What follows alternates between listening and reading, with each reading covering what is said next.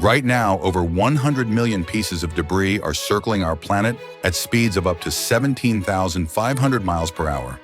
What most people don't realize is how close we are to a catastrophic tipping point.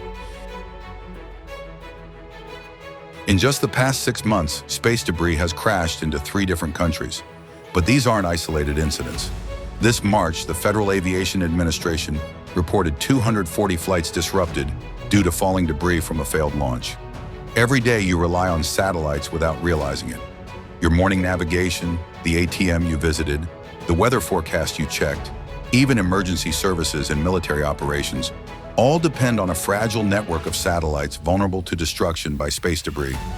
Experts project that disruption to GPS infrastructure alone could cost the United States nearly $1 billion per day. Over 33 years, GPS has generated $1.4 trillion in economic benefits for the U.S. private sector. The problem is getting exponentially worse. According to NASA, there have already been nearly 400 debris-generating events in orbit. On April 30th of this year, the International Space Station performed its 41st emergency maneuver to avoid being hit by debris, this time from a Chinese rocket launched 2 decades ago.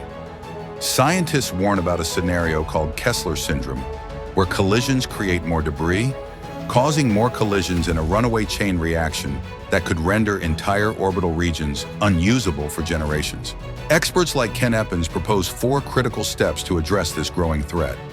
First, DHS must formally recognize space infrastructure as part of our nation's critical infrastructure.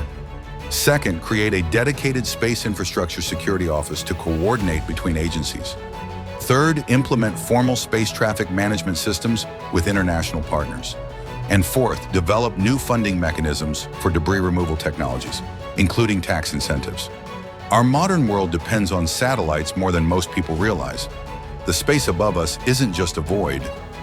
For more information on space debris tracking and mitigation efforts, visit the links in the description.